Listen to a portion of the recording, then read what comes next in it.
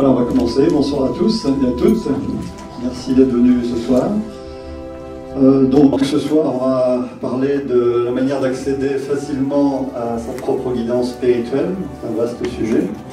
On a décidé de faire un maximum d'interactions. Donc si vous voulez poser des questions très vite, vous pouvez lever le doigt et j'essaierai d'y répondre au mieux pour ne pas faire un long monologue ex cathedra, pour essayer de rendre la conférence un petit peu plus vivante. Donc vous avez beaucoup de chance ce soir, puisque vous avez devant vous l'ex-champion du monde toute catégorie de la prise de tête.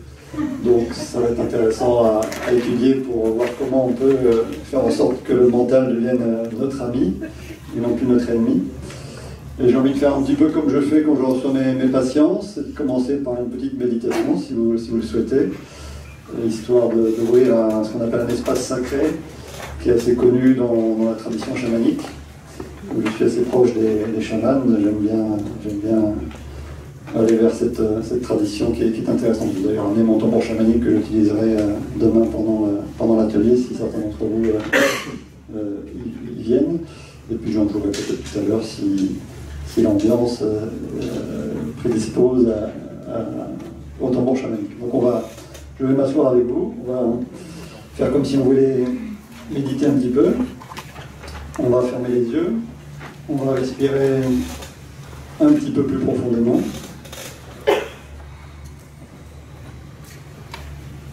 Dans des grandes inspirations.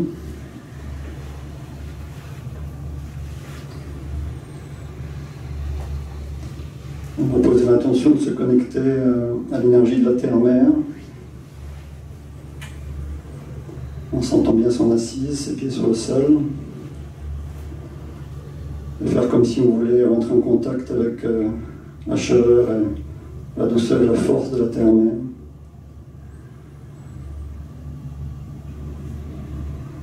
Un petit peu comme si on voulait aller jusqu'au centre de la terre.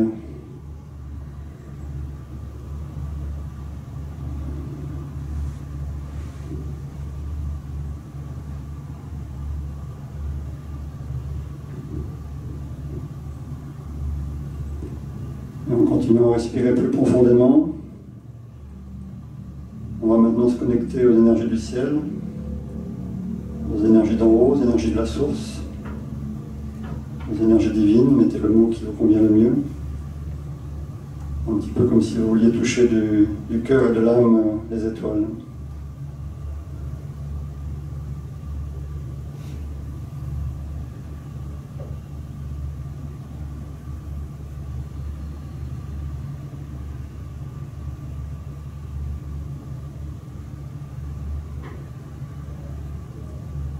Et tout en continuant à respirer un peu plus profondément, on va maintenant se connecter à l'énergie de son propre cœur, à la chaleur de son propre cœur.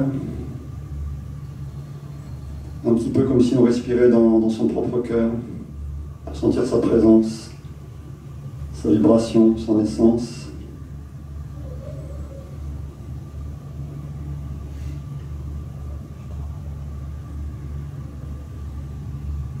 Un petit peu comme si ce cœur prenait plus de place,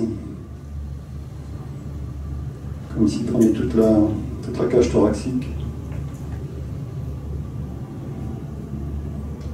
jusqu'à même englober tout votre corps.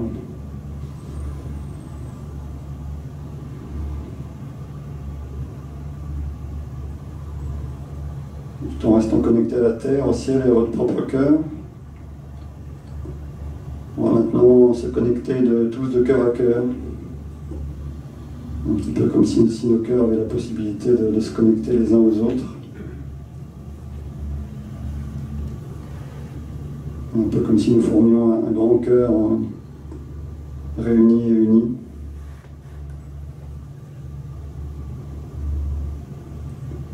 Dans la même intention de bienveillance, d'accueil, de réceptivité. À cette fameuse guidance spirituelle.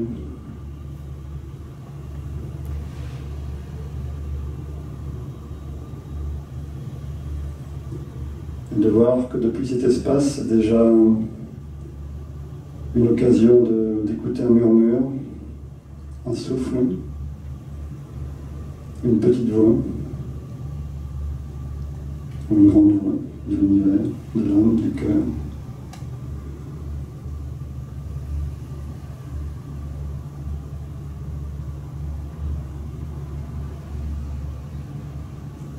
On va faire semblant un petit peu comme un enfant, comme si on décidait que Dieu, l'univers, notre âme, notre cœur, un être cher parti de l'autre côté, un arbre, un animal. Ce que vous souhaitez en fait, faire en sorte que cette intention que vous mettez d'entendre quelqu'un ou quelque chose, une force, faire comme si elle était prête à vous parler maintenant. Et si elle devait vous parler maintenant, qu'est-ce que cette petite voix ou cette grande voix vous dirait maintenant? Faites-en un jeu comme un enfant. Ne cherchez pas à vous battre avec votre mental. Faites un jeu. Tiens, si Dieu, l'univers, mon âme, mon cœur me parlait maintenant, qu'est-ce qu'il aurait à me dire maintenant, en une phrase ou deux?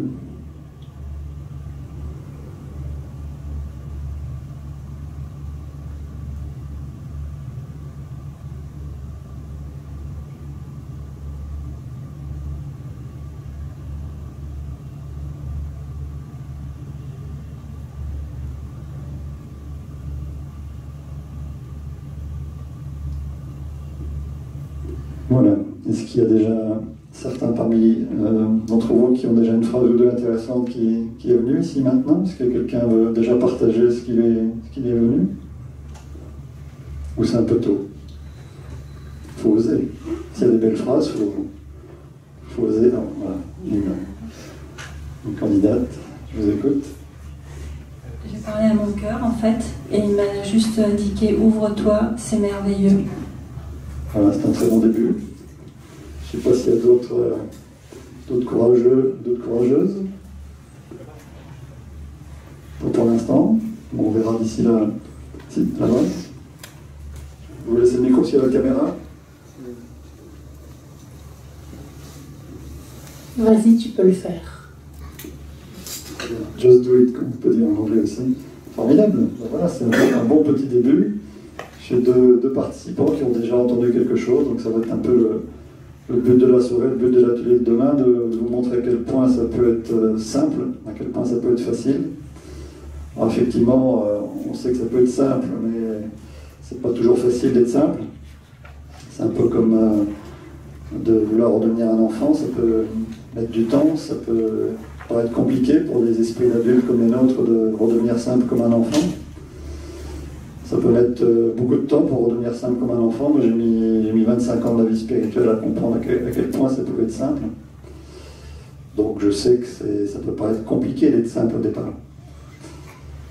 Mais l'important, c'est de poser des intentions. Donc, c'est bien connu aussi dans la tradition chamanique de poser des intentions. Et quand on pose une intention, ce qui est intéressant, c'est qu'il n'y a pas d'effort, il n'y a pas d'objectif quand on pose une intention.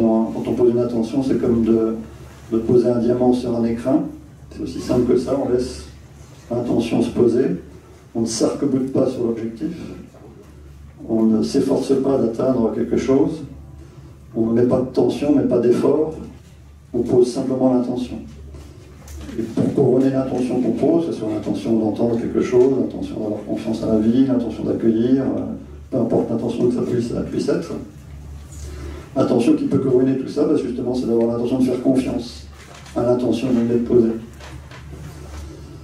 Et c'est un peu une sorte de formule magique de faire confiance à la vie, de faire confiance aux intentions que vous posez et de lâcher prise par rapport à ça, en tout cas de poser l'intention de lâcher prise. Donc là, l'intention que vous pouvez poser, c'est d'apprendre simplement et facilement à accéder à votre propre guidance spirituelle. Et, par rapport à tout ce que je vais vous dire ce soir, un petit préambule intéressant, c'est de garder votre libre arbitre, de garder votre propre vigilance par rapport à tout ce qui va être dit. C'est pas parce que j'ai un micro, que j'écris des livres, que je suis thérapeute, que j'ai forcément raison de tout ce que je veux dire. C'est qu'à l'heure actuelle, il y a beaucoup de gens qui prennent la parole dans différents enseignements, dans différents réseaux sociaux, dans différents livres. C'est pas parce qu'on a un micro, c'est pas parce qu'on écrit des livres, c'est pas parce qu'on passe sur YouTube, c'est pas parce qu'on ramène du monde que tout ce qu'on dit est parole d'évangile. Donc il faut garder votre vigilance par rapport à ce qui est dit et n'adhérer qu'à ce qui résonne au plus profond de votre cœur et de votre âme. Moi je me paye le luxe de ne pas être d'accord, même avec les plus grands écrivains, les plus grands auteurs spirituels actuels ou passés, si ça ne résonne pas avec mon cœur et mon âme. Donc que ce soit écartelé, Deepak Chopra ou je ne sais qui, ça m'est complètement égal de me dire je ne suis pas d'accord avec eux, je ne raisonne pas avec eux. Je me paye ce luxe-là. Parce que derrière ce luxe, il y a une paix qui est derrière. La paix qu'on se donne à soi-même, on se fout un peu la paix, comme dirait Fabrice Midal, qui est un auteur que j'aime bien. On se fout la paix par rapport à toutes ces sentences solennelles qui sont déclamées un peu trop facilement, je trouve, à l'heure actuelle, surtout sur les réseaux sociaux. On a tendance à prendre des bribes, des morceaux de livres et d'en faire une sentence absolue qu'on ne pourrait pas contredire. Bah, si, tout peut être contredit, ou en tout cas tout peut ne pas résonner avec ce qu'il y a dans notre cœur et dans notre âme. Ça va même assez loin, puisque moi j'ai découvert des livres comme Conversation avec Dieu il n'y a pas très longtemps, puisque j'avais mis 20 ans à me décider à lire ces livres, parce que je me suis dit, c'est qui ce mec-là qui se prend pour quelqu'un qui est capable de converser avec Dieu, quoi. Ça ne m'intéressait même pas d'ouvrir une seule page de ces bouquins-là en me disant qu'il était bien orgueilleux de prétendre converser avec Dieu. Je préférais à l'époque, de manière très paradoxale, m'intéresser aux canalisations de Jésus, je ne sais quel archange. Et bon, quelqu'un qui prétend communiquer avec Dieu, sinon il se prend vraiment pour plus qu'il ne l'est. Et ces livres m'ont effectivement illuminé. J'ai par hasard un jour ouvert les pages d'un des livres de Conversation avec Dieu dans la bibliothèque de ma compagne. Et je dis, tiens, ça a l'air quand même s'assurer quand même bien. Et même par rapport à ces livres qui ont été donc vendus des millions d'exemplaires, qui ont changé la vie de beaucoup de personnes, dont la mienne, je me paye le luxe de ne pas être d'accord avec Dieu, parce que bon, c'est censé être Dieu qui parle dans ces livres, en tout cas le divin. Donc quand il y a des choses qui ne résonnent pas, je me paye le luxe de ne pas être d'accord avec ce qu'on peut appeler Dieu. D'ailleurs, même dans ces livres, c'est dit comme ça aussi. Il dit clairement qu'il ne faut pas faire de ces livres des paroles d'évangile. Il le dit très clairement, j'ai noté les passages, j'aime bien noter les passages des livres en question. Donc à chaque fois qu'on est dans une guidance spirituelle, quelle qu'elle soit, c'est toujours à travers le filtre que nous sommes.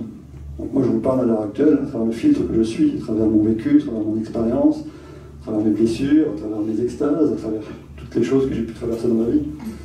Donc c'est pour ça qu'il faut qu'on invente tout ce qui résonne dans votre cœur et votre âme, et puis laisser le reste. Laisser le reste pour justement toucher votre paix. Et c'est vrai, pourquoi se payer ce luxe-là? Parce que quand vous êtes comme moi, essayez d'observer un petit peu tout ce qui se dit, tout ce qui s'écrit depuis longtemps, comme depuis récemment. Et c'est vrai que les réseaux sociaux nous aident bien maintenant à papillonner et à zapper pas mal pour voir un petit peu ce qui se dit. Vous avez parfois des contradictions absolument gigantesques qui sont là, observables dans le domaine spirituel. Donc on en perd un peu son latin. Prendre quelques exemples de contradictions par rapport à des enseignants connus, je ne nommerai pas, parce que je n'ai pas envie d'avoir de problème avec eux pour l'instant. Il y a beaucoup d'enseignants qui parlent par exemple de la notion de responsabilité, par exemple. On serait responsable de tout. On créerait toute notre vie de A à Z, consciemment ou inconsciemment, peu importe. Et d'ailleurs, cette notion de responsabilité totale et absolue, quand on fouille un peu en soi, dans son cœur, dans son âme, il y a presque aussi un sentiment de culpabilité qui peut parfois venir. Et d'ailleurs, l'exemple inverse d'une enseignante tout aussi connue, c'est un peu ça. C'était une dame dans l'assemblée qui lui posait la question sur cette notion de responsabilité. Cette enseignante connue balaye complètement cette notion de responsabilité en disant qu'on est responsable de rien du tout, en donnant des exemples concrets. Est-ce que vous êtes responsable de la formation de votre corps? Est-ce que vous vous souvenez de la formation de votre corps? Est-ce que vous avez choisi votre corps en conscience? Comment pourriez-vous choisir la vie qui vient s'incarner dans ce corps humain? Et en plus, la dame qui posait des questions, c'était quelqu'un qui avait perdu l'un de ses enfants dans un accident de voiture, et c'est sa mère qui conduisait. Donc elle se sentait forcément, à travers cette déclamation solennelle, on est responsable de tout, avec une culpabilité effroyable d'avoir tué son propre enfant. Et l'enseignant connu lui dit, ne croyez pas toutes ces sottises, soyez sceptiques envers tous les enseignements, pour garder votre propre vérité, trouver votre propre vérité. Donc c'est un peu le but aussi du jeu de ce soir, de trouver sa propre guidance spirituelle, donc de trouver sa propre vérité, qui est unique et propre à chacun d'entre nous, et qui fait que quand vous êtes en connexion avec cette vérité-là, elle ne va pas forcément résonner avec des grands livres, elle ne va pas forcément résonner avec des grands auteurs. Donc payez-vous aussi ce luxe, de vous dire, voilà, cette phrase-là, c'est pas dit par un grand enseignant, ça ne me parle pas, ça ne me parle pas. Quoi. Donc laissez-la de côté. Puisque d'un autre point de vue, on sait, en tout cas c'est un point de vue, d'ailleurs les points de vue on peut en parler longuement, mais il y a d'ailleurs une phrase intéressante sur les points de vue qui dit les vérités auxquelles nous tenons dépendent d'abord de notre propre point de vue. Une petite phrase apparemment anodine que j'avais entendue dans un film de science-fiction célèbre aussi. Donc ça veut dire qu'en fonction de chaque point de vue, découlent des vérités qui sont propres à chacun, des croyances qui sont propres à chacun. Donc un point de vue n'est pas un autre. Et de vouloir absolument déclamer des sentences en voulant mettre tout le monde d'accord, c'est pas possible. Donc gardez votre libre arbitre, gardez ce qui résonne dans votre cœur et dans votre âme, et ce qui ne résonne pas, vous pouvez le laisser de côté. Donc, quand on parle de guidance spirituelle, le but, c'est pas non plus de se fermer à tous les autres enseignements extérieurs. C'est pas ce que je suis en train de dire. L'un n'empêche pas l'autre, l'un n'empêche jamais l'autre. C'est une phrase que j'apprécie particulièrement aussi. C'est pas parce que vous commencez à vous rapprocher de votre vérité intérieure, votre vérité profonde, à recevoir des messages qui sont de plus en plus touchants, de plus en plus profonds, jusqu'à toucher des moments de grâce, que vous ne pouvez pas aussi raisonner de temps en temps avec des enseignements extérieurs. Comme ce que je suis en train de vous dire en ce moment, par exemple. Peut-être des choses qui vont résonner chez vous, qui résonneront peut-être avec ce que vous allez finir par entendre par vous-même, à travers les clés que je vais vous donner ce soir, et à travers l'atelier que je vous propose aussi demain pour entrer dans le très concret. Donc on a vu que cette petite méditation-là, c'est déjà un état modifié de conscience. Peut-être léger chez certains, peut-être plus profond chez d'autres, qui ont l'habitude de méditer, qui vont directement plonger dans un état modifié de conscience important. Et les états modifiés de conscience, pour capter les messages de l'univers, capter les messages de son cœur, capter les messages de son âme, c'est aussi extrêmement simple, extrêmement facile d'atteindre ces états modifiés de conscience. Donc quand vous avez un peu d'habitude, en quelques secondes vous y êtes, même en une seconde vous y êtes.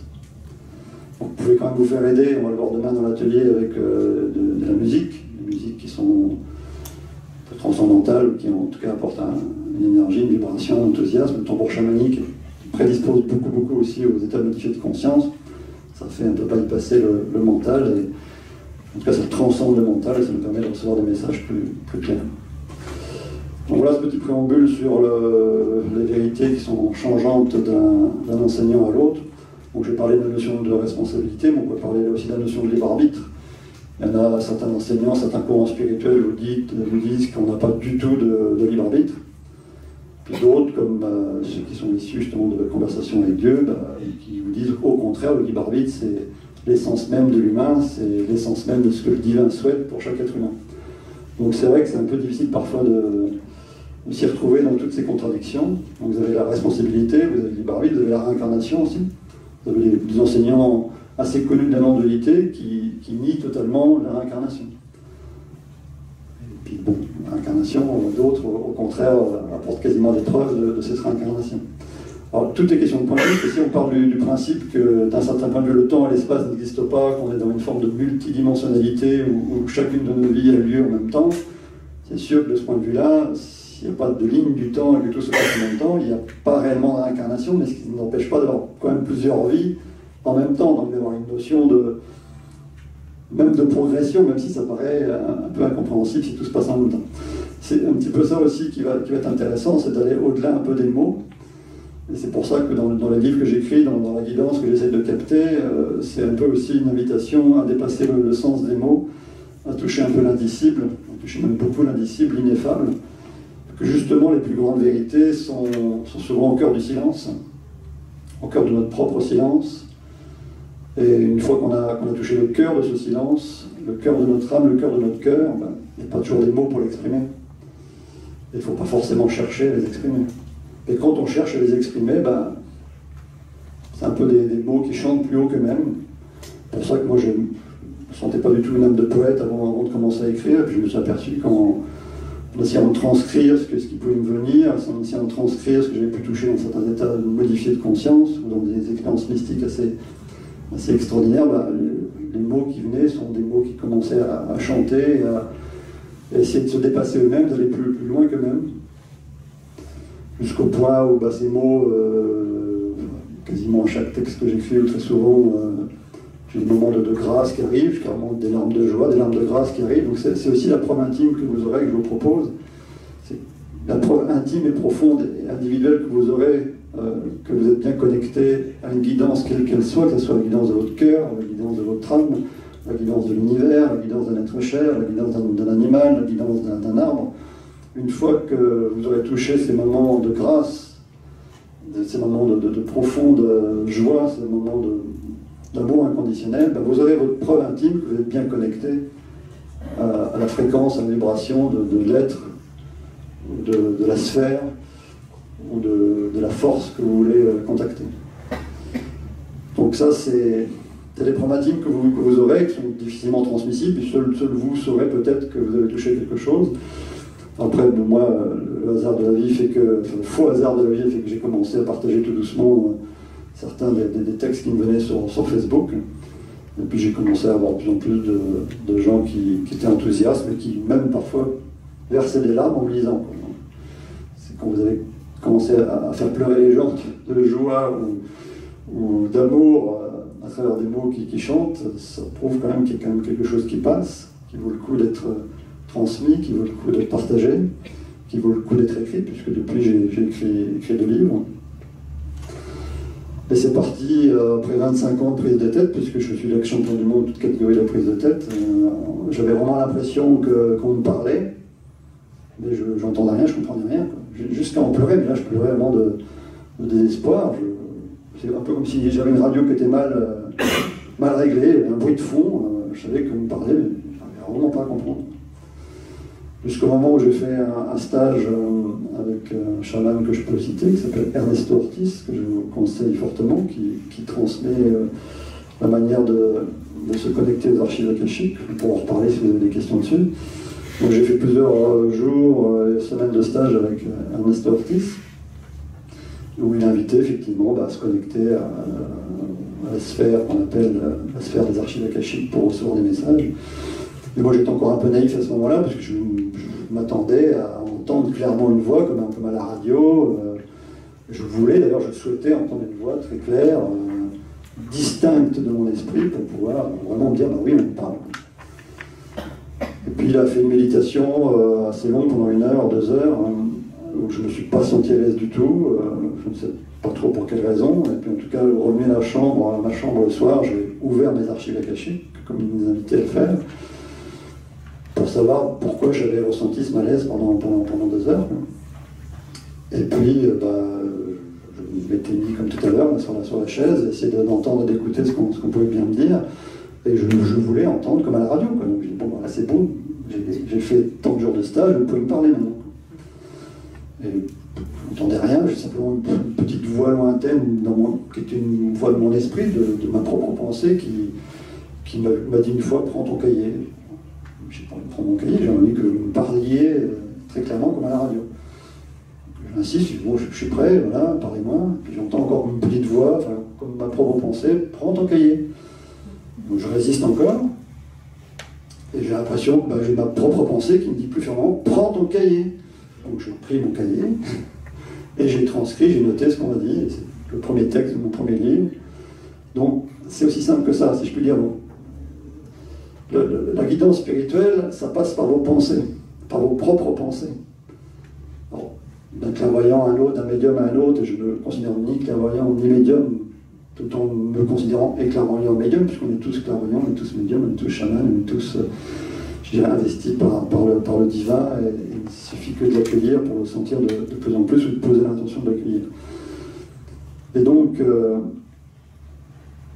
en tout cas dans mon expérience intime, et pas que dans la mienne, c'est la fameuse petite voix d'un livre que vous connaissez peut-être, qui se nomme d'ailleurs La petite voix d'Hélène Caddy, c'est ça, c'est la petite voix. C'est en fait votre propre pensée.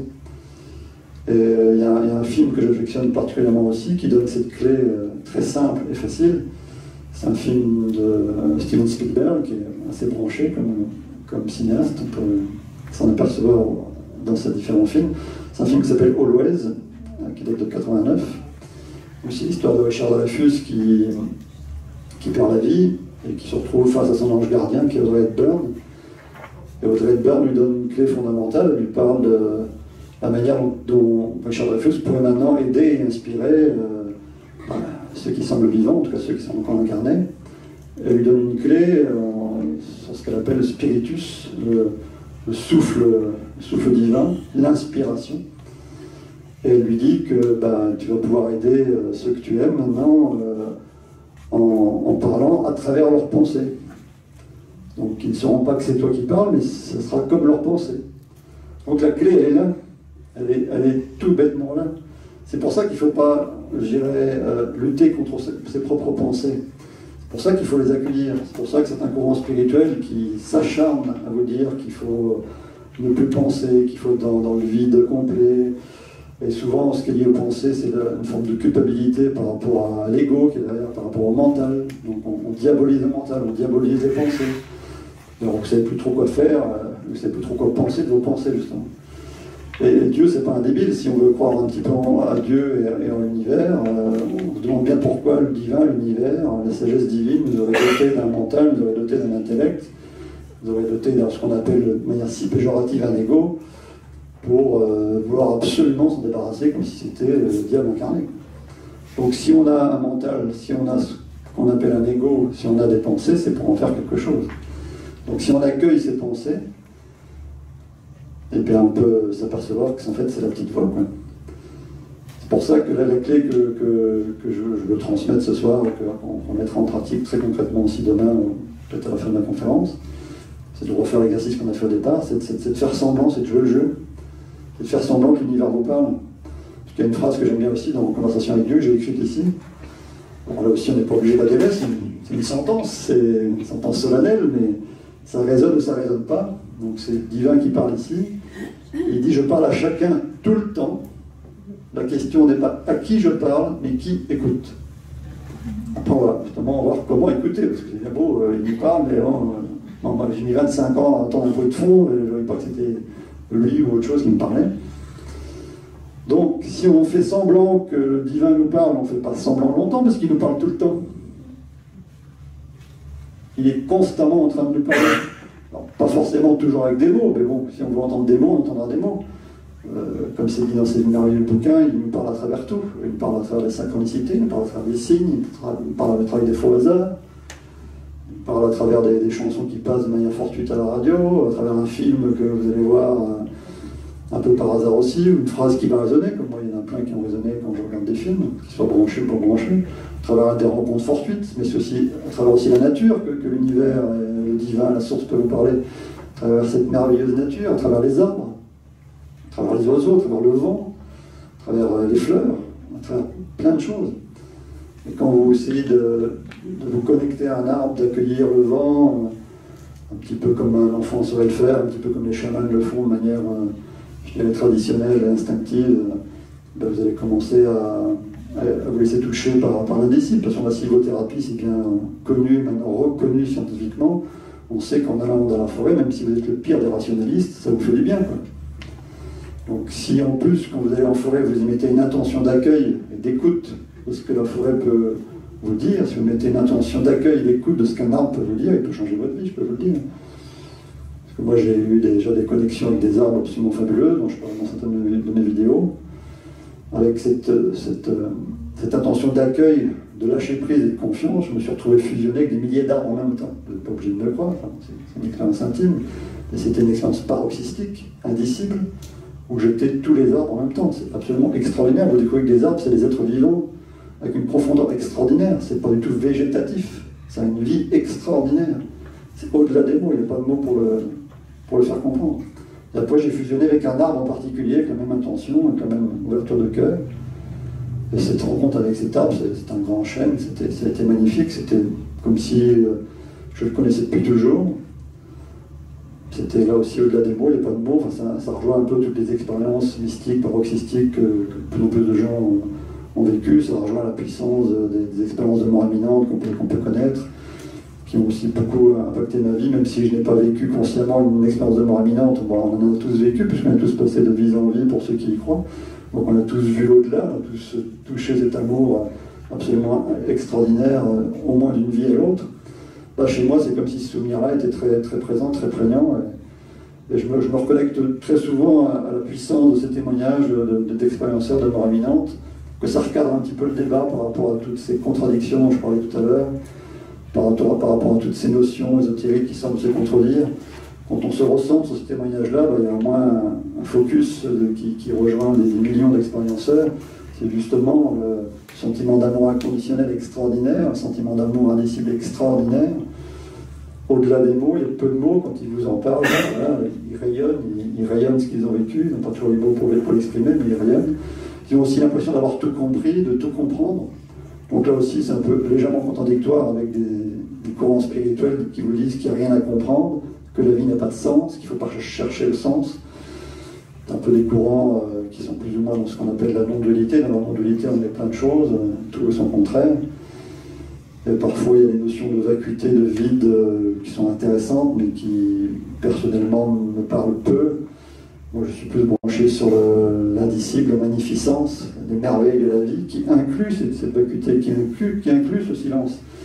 Mais la vie, l'univers, c'est pas un vide absolu où il n'y a rien dedans, où on s'emmerde.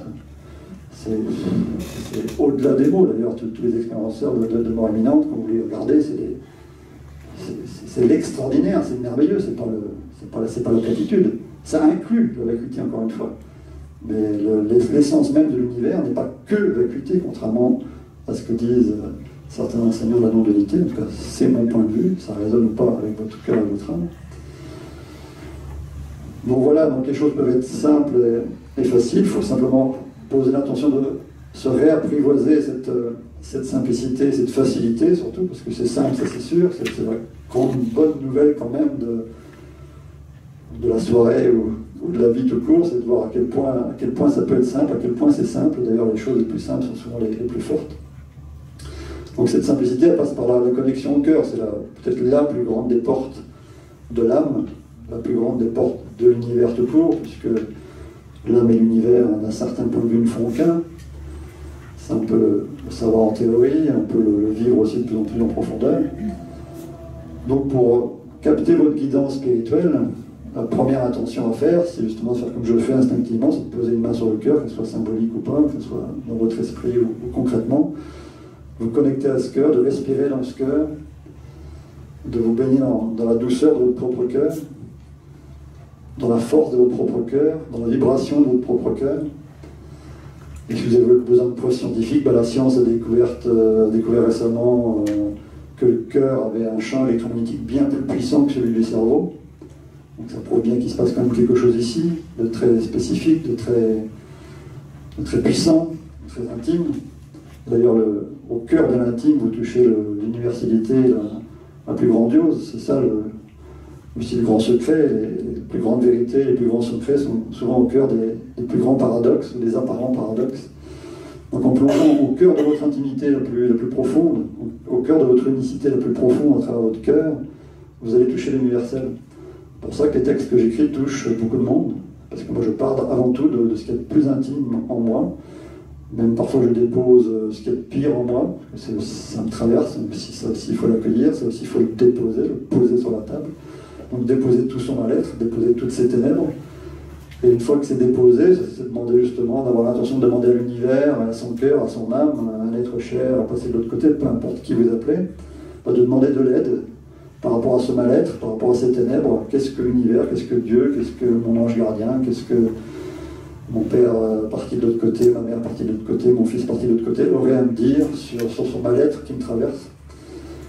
Et dans beaucoup des textes que j'écris, où justement je fais un peu presque une question-réponse, en tout cas je dépose mon mal-être et j'entends et j'attends de voir ce qu'on me répond, les réponses qui surgissent, c'est des réponses qui sont au-delà des mots, même si j'arrive à déposer des mots, mais des mots qui touchent l'indicible, puisque vous touchez l'indicible bien souvent dans ces moments-là. Vous vous laissez traverser en vous branchant sur votre cœur, en vous branchant sur votre âme, en posant l'attention que l'univers vous parle, que votre âme vous parle, que votre cœur vous parle. Et comme c'est écrit ici, il peut faire que vous parler, puisqu'il vous parle tout le temps. Encore une fois, parfois à travers le silence, à travers l'indicible. Et vous aurez à ce moment-là des preuves très profondes, qui seront d'une profondeur, je dirais, incontestable, incontestée par votre âme et votre cœur. Vous ne pourrez pas nier que vous avez été touché par la grâce, vous ne pouvez pas nier que vous avez versé des larmes de grâce, vous ne pouvez pas nier que vous avez réussi à alchimiser vos pires ténèbres avec ce processus. que même parfois quand je commence à écrire, je suis très très très mal, et je ressors du processus alchimique d'écriture en étant quasiment extatique. Parce que justement, j'ai appelé cette grâce, consciemment, j'ai posé l'intention d'appeler cette grâce, cet amour, cette lumière. Et quand vous posez l'intention d'appeler avec votre cœur, avec sincérité, l'amour, la lumière, la grâce, elle ne peut que venir. Ce qui fait que ça n'a pas l'air de venir, c'est justement quand vous compliquez la vie. Et donc justement, l'objectif, c'est d'accueillir même le fait que vous semblez ne pas y arriver. C'est de vous accueillir dans tout ce qu'il peut y avoir de pire, tout ce qu'il peut y avoir de plus difficile en vous.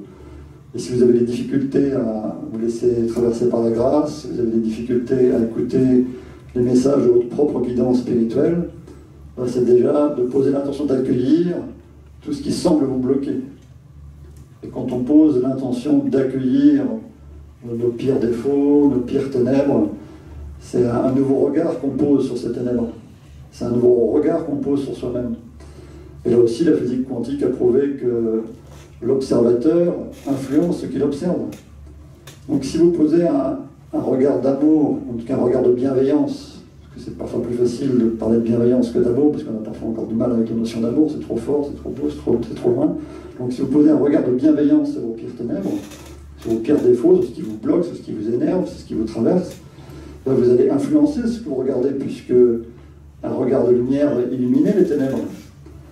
Encore une fois, la physique quantique l'a démontré. Et avec la pratique, à force de poser une intention de bienveillance sur les pires choses qui vous traversent, ne serait-ce qu'une seconde par jour. Comme le temps n'existe pas, c'est une bonne nouvelle, puisqu'une seconde, ça peut être un instant d'éternité aussi. Donc quand vous posez l'intention une seconde de vous regarder enfin vous-même avec un peu ou beaucoup de bienveillance, un peu beaucoup d'amour, vous allez commencer à transformer votre vie progressivement, mais sûrement, je vous l'assure. Qu'à force de regarder vos défauts avec bienveillance, et ben c'est là aussi le divin paradoxe, c'est qu'à force de les regarder avec bienveillance, ils vont s'évaporer, ils vont se transcender, ils vont se sublimer, ils vont un peu se dégonfler comme un ballon de baudruche. Et ça, c'est du vécu profond, parce que moi je suis un ex-champion du monde de la prise de tête, un ex-champion du monde de perfectionnisme, donc très intransigeant vis-à-vis de moi-même, donc très intransigeant vis-à-vis des autres, comme c'est souvent le cas. Donc à force de me lâcher les basques, de me foutre la paix, comme dit Fabrice Midal, et de me regarder avec bienveillance, voilà, des défauts qui me traversent, mais qui me prennent beaucoup moins la tête qu'avant, plus du tout. Ça passe même parfois qu'il y a des choses qui disparaissent. Simplement avec ce regard de bienveillance. Et j'adore aussi une phrase d'un auteur chrétien qui n'est plus de ce monde, qui s'appelle Gustave Thibon, qui nous dit que ce n'est pas la lumière qui nous manque, c'est notre regard qui manque à la lumière. Donc on pourrait dire la même chose avec l'amour, ce n'est pas l'amour qui nous manque, ce n'est pas la joie qui nous manque, ce n'est pas la paix qui nous manque, c'est notre regard qui manque à tout ça. Donc quand on pose l'intention de regarder les choses là où elles sont, de regarder la lumière là où elle est, c'est-à-dire un peu, beaucoup, partout, et là vous finissez par voir un peu, beaucoup, partout. Déjà en vous pour commencer. Donc ce regard d'amour, ce regard de lumière, ce regard de bienveillance vis-à-vis de soi-même, c'est une première grande démarche, un premier grand pas justement pour se foutre la paix. Et en se foutant la paix, qu'est-ce qui se passe? Justement, vous réapprivoisez vos propres pensées. Vous accueillez ce qu'on appelle l'ego, qui est une image si péjorative dans tellement d'enseignements spirituels à l'heure actuelle. Moi, dans ma vie spirituelle, je suis passé par pas mal de sphères spirituelles. J'ai passé 20 ans dans une sphère que j'appelle l'hyperdualité. C'est pas la non-dualité, c'est l'hyperdualité. Dans cette sphère de l'hyperdualité, c'est la paranoïa absolue vis-à-vis du diable, vis-à-vis du malin, vis-à-vis des ténèbres. On les voit partout, parce qu'on est obsédé par ça, ça fait partie des croyances de ces sphères spirituelles. On fait confiance à personne, même pas à soi-même, parce que là, on est peut-être investi par des choses pas très claires.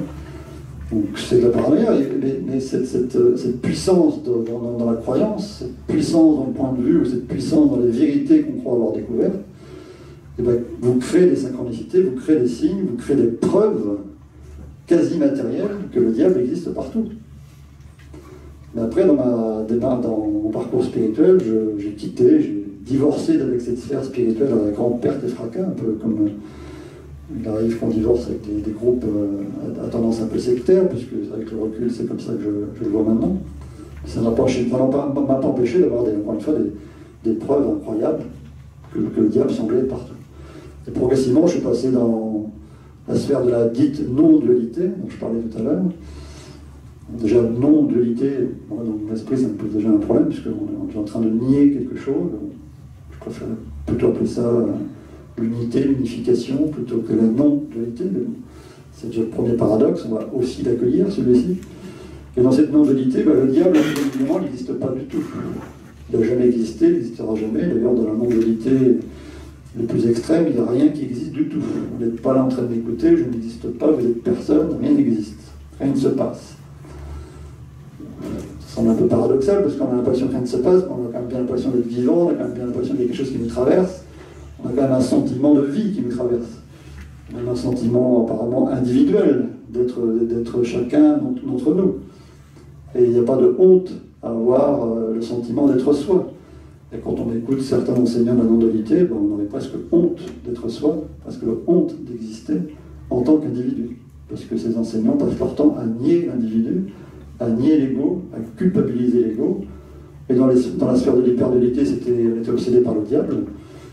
Dans certaines sphères, pas toutes, mais dans certaines sphères de la non-dualité, on est obsédé par l'ego et le mental. Le nouveau diable, le nouveau ennemi à battre, c'est l'ego et le mental. Je peux vous dire qu'en prenant les choses comme ça, vous n'êtes pas prêt d'entendre grand-chose au niveau de votre guidance spirituelle. En tout cas, c'est pas comme ça que j'ai fini par entendre ma petite voix. Ou la grande voix de l'univers. Donc la première chose à faire, là aussi on pourrait dire, si on croit à Dieu, si on croit à l'univers, mais c'est vraiment un débile cosmiquement stupide, quoi. Il a créé les égos, il a créé les mentales, les mentaux, je sais pas si c'est le mental, il a créé le mental, il a créé les pensées, il a créé le sentiment d'individualité, et tout ça c'est pour qu'on le jette à la poubelle, qu'on se culpabilise d'être des individus, qu'on se culpabilise d'avoir un mental, qu'on se culpabilise d'avoir un ego, aussi noir que le diable peut l'être. Donc bien évidemment que dans ma démarche spirituelle, c'est pas comme ça que je vois les choses. C'est au contraire à force d'accueil, à force d'accueillir. Certains parlent du pouvoir de l'accueil, à ce niveau-là, à la raison. C'est d'accueillir tout ce qu'on est, tout ce qui nous traverse. C'est d'accueillir notre sentiment d'individualité. D'ailleurs, il y a des auteurs comme Isabelle Padovani, que j'apprécie beaucoup, qui elle ne parle même pas d'ego, mais parle de MAI, de multiples aspects intérieurs. Donc on est traversé par plein de choses, on est traversé par plein de pensées, on est traversé par plein de sentiments, on est traversé par plein de contradictions. Tout ça, ça s'accueille. Le but, c'est pas de le rejeter, c'est pas de se culpabiliser avec ça, c'est d'accueillir, et à force d'accueil, les choses se subliment, les choses se transcendent, les choses s'embellissent. À force d'embrasser les choses, elles passent à un autre stade. Et donc, alors je ne dis pas que le fondement de la non-dualité a tout faux. Bien évidemment que des excès de pensée, des excès de vanité, des excès d'orgueil, des excès d'égoïsme, tant qu'à faire, on peut essayer quand même de voir ça autrement, mais même si vous êtes traversé par les pires ténèbres, les pires défauts, le pire orgueil, la pire vanité, l'envie de tuer votre patron, l'envie de tuer votre femme, l'envie de tuer votre mari, l'envie de tuer votre chien, l'envie de tuer ce que vous voulez, c'est des choses qui nous traversent tout à chacun, donc autant l'accueillir. C'est pas en le refoulant que ça va s'arrêter, au contraire, on sait bien que si on essaye de fuir quelque chose, ça nous suit. Donc c'est à force d'accueillir le pire en nous que ce pire a une chance de se transmuter, de se sublimer si on le souhaite. On n'est pas obligé non plus de vouloir transmuter quoi que ce soit. En tout cas, si on veut recevoir sa guidance spirituelle et faire le tri entre l'envie de tuer ou les pensées d'envie de tuer, et puis une pensée qui peut être une pensée extatique, indicible, qui vous donne des moments de grâce, il y a quand même un chemin qu'on peut employer, qu'on peut parcourir, et ce chemin, c'est justement le chemin de l'accueil, le chemin de l'accueil de tout ce qui nous traverse. Donc voilà, on devait poser des questions, je vois que je me suis emporté. Si vous aviez déjà des questions par rapport à ça, on peut venir, à moins que vous préfériez que je continue sur mon envolée direct. Pas de questions? Non, vous êtes subjugués, c'est formidable. Donc voilà, pour écouter sa petite voix, c'est très simple. Et pour que ça devienne facile, il faut s'accueillir. Il faut poser l'intention d'accueillir tout ce qu'on est, tout ce qui nous traverse. Et donc demain, on fera des exercices très concrets, d'état modifié de conscience, qui nous mettent dans un certain état de conscience, justement, pour pouvoir accueillir ce qui peut vous venir. Et après, ça pourra venir en quelques secondes. Hein. Vous ne serez pas obligé de passer 3/4 d'heure en méditation. C'est simplement des pistes qui vous sont données pour qu'à un moment donné, ça soit fait et que ça soit possible en une seconde. une question. Alors, voilà, ça. Merci. Vous pouvez vous approcher, sinon la caméra n'a pas nous filmer. Du coup, pour rentrer en relation, pour les entendre, les êtres de lumière, comment, enfin, il y a juste à écouter. Que ce soit les êtres de lumière ou tout le reste. Hein. Après, c'est pour ça que je ne parle pas de canalisation, je ne parle pas de channel. Ces mots-là, pour moi, ont des connotations un peu péjoratives, parce que, effectivement, ça semble être sur le même sujet, c'est un peu le même sujet, mais moi,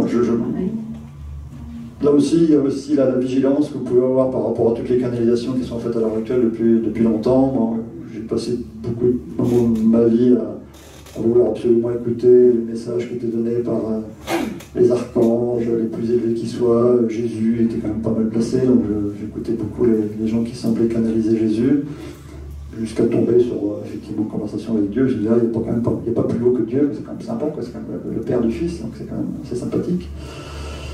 Donc c'est vrai que je ne mets pas de nom spécifique au message que je peux recevoir. Je ne m'amuse pas à dire tiens, c'est telle entité avec un nom à la gomme, comme on voit pas mal chez certains channels. Bon, là aussi, chacun voit midi à sa porte. Si ces channels font du bien à plein de gens, et tant mieux, quels que soient les noms plus ou moins farfelus des entités qui sont censées parler, ou quel que soit le nom avec une autorité absolue comme celle de Jésus, l'archange Michael et l'autre, pourquoi pas, tout est possible.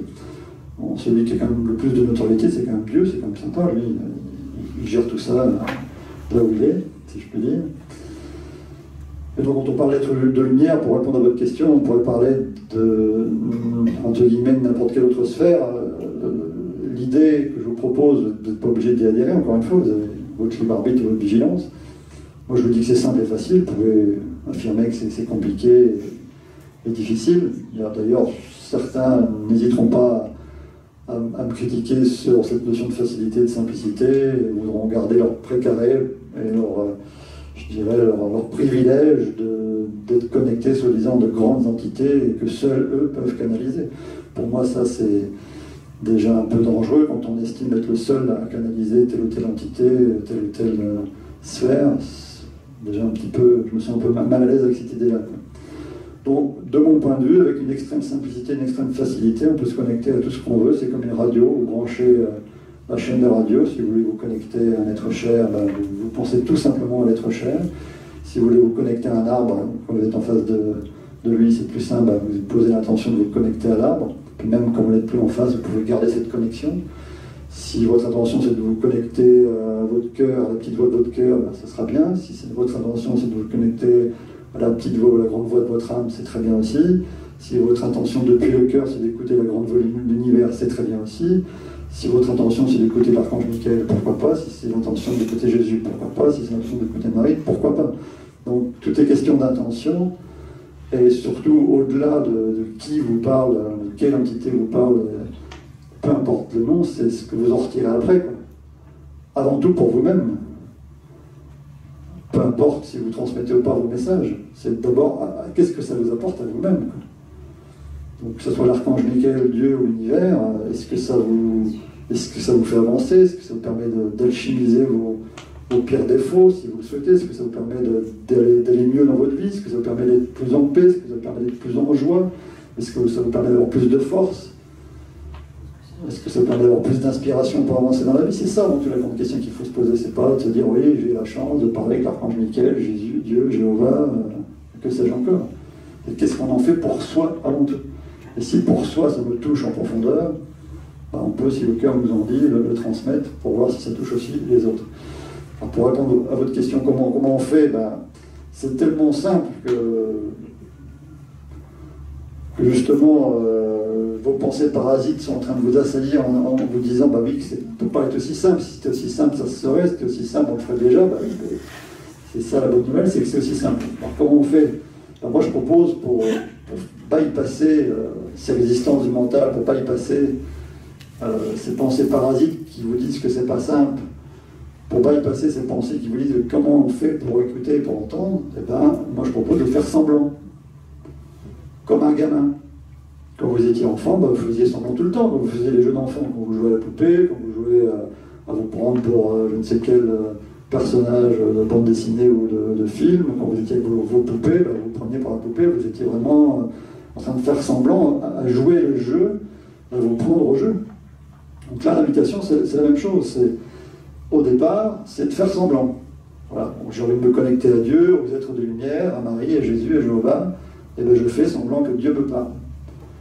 Et si je fais semblant que Dieu me parle, donc mon invitation que je fais, puisque j'écris, bon, c'est de transcrire, de prendre un papier, un crayon et de l'écrire. Après, si vous êtes plus à l'aise à commencer à écouter votre petite voix sans écrire, pourquoi pas, mais moi je passe par l'écriture.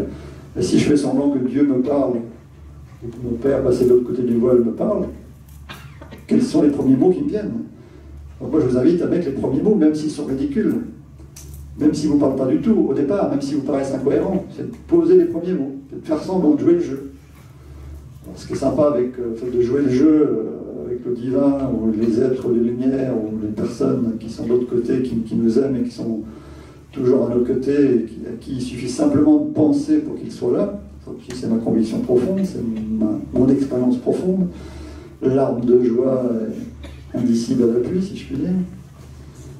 C'est donc de faire semblant, ben voilà, je fais semblant que Dieu me parle, et puisqu'il est tout le temps en train de me parler, ça tombe bien, il va sûrement finir par me dire quelque chose. Donc si c'est pas la première phrase qui vous transcende, ce sera peut-être la deuxième, si c'est pas la deuxième, ce sera peut-être la troisième, si c'est pas le premier essai que vous êtes touché par la grâce, ce sera peut-être une heure après, ce sera peut-être le lendemain. Moi, ce que je vais vous proposer dans l'atelier de demain, ben, c'est un peu ces exercices-là. Quand j'ai commencé à faire des séminaires, ben, j'ai proposé ces exercices tout simples de faire semblant. Je me suis aperçu que les gens commençaient à écrire comme moi. Bon, j'ai des bouquins pour les regarder à la fin de la conférence si vous voulez. J'ai des textes qui touchent le cœur et l'âme comme ça me touche le cœur et l'âme, qui font pleurer comme ça me fait pleurer.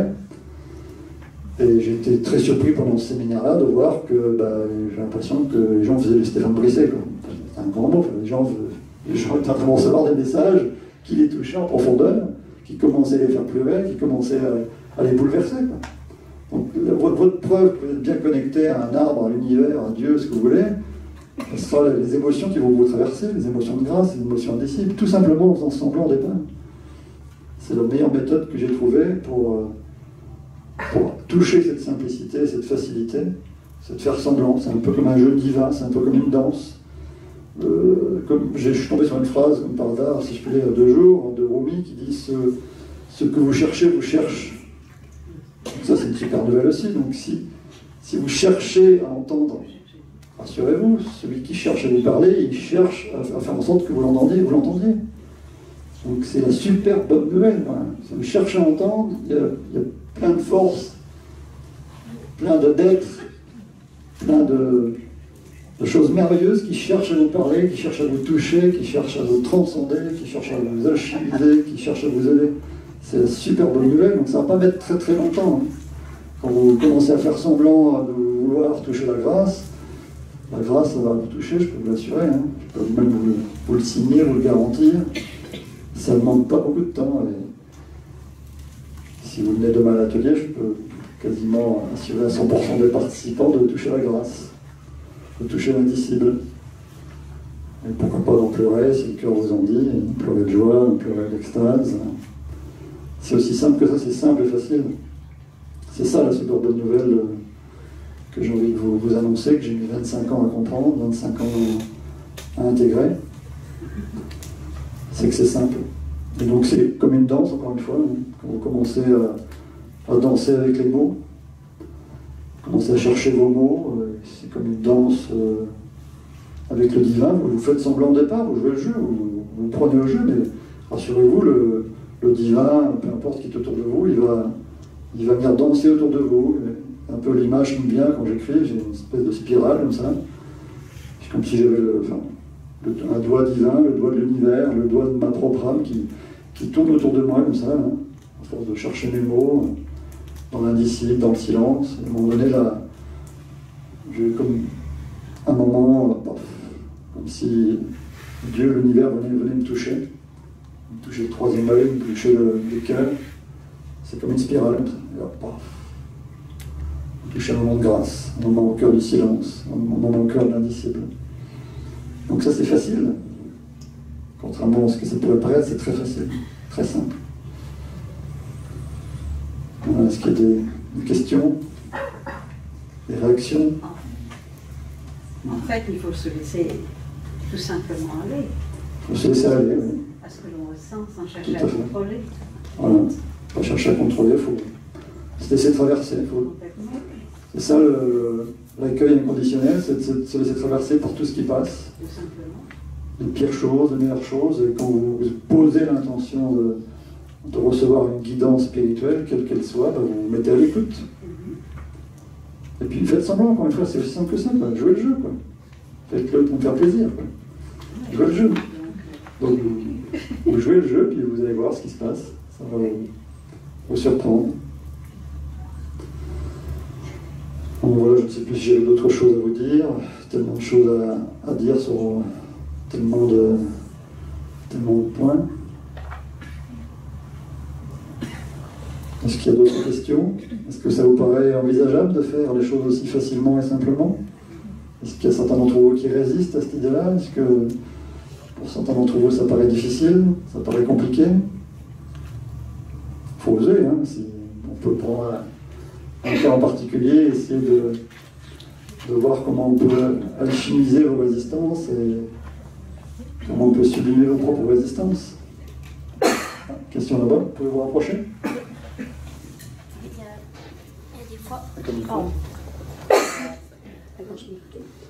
Il y a des fois, j'ai l'impression d'entendre une voix et ça m'arrive aussi de douter énormément. Et j'aimerais savoir, j'aimerais trouver vraiment, je sais pas comment dire. Ouais. Qu'est-ce qui vous fait douter? Restez là. Qu'est-ce qui vous fait douter? Justement, la pensée, si c'est la pensée ou si c'est vraiment une voix. Enfin, quelqu'un qui me guide. Ouais. Okay. On en a parlé tout à l'heure, mais je vais le reformuler, puisque une notion importante aussi dans ce qu'on pourrait considérer comme des vérités entre guillemets les plus profondes, en tout cas ce qui peut nous nourrir, nous apporter le plus profondément dans la vie. Effectivement, il y a une notion connue aussi, c'est que on n'a pas toujours la capacité de prendre conscience tout de suite des plus grandes vérités qu'on peut découvrir. C'est pour ça que dans ces fameuses séries de conversations avec Dieu que j'apprécie particulièrement, vous l'aurez compris, c'est des livres qui passent leur temps à se répéter.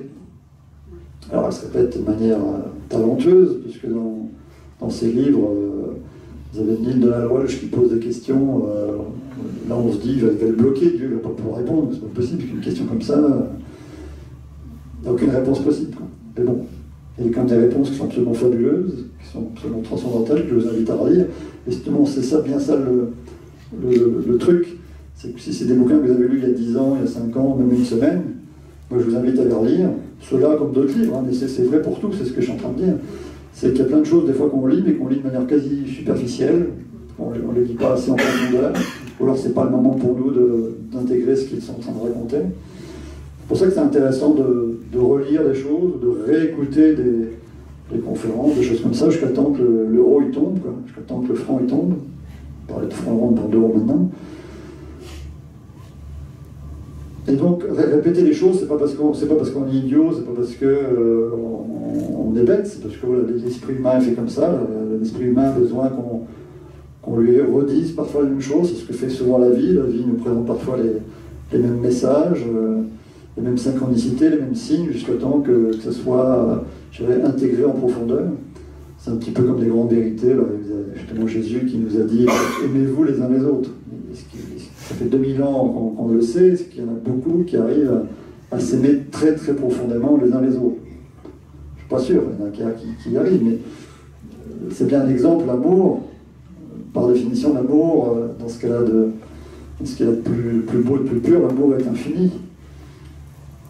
Quand vous toucherez des moments d'extase ou des moments qui se rapprochent des expériences de mort imminente, vous comprendrez que l'amour est infini. Donc on peut tous les jours travailler à s'aimer les uns les autres, puisqu'on n'aura jamais fini de s'aimer les uns les autres, on n'aura jamais fini d'aller de plus en plus en profondeur dans l'amour, comme dans la paix, comme dans la joie. Donc c'est pas grave de devoir se répéter tous les jours la même chose, c'est pas grave de devoir relire les mêmes textes. Moi, quand je lis un livre, je lis très très longtemps, je m'amuse à... Pas que je m'amuse, c'est que je me délecte de chaque mot, de chaque phrase. Je peux rester une demi-heure sur une page, quoi.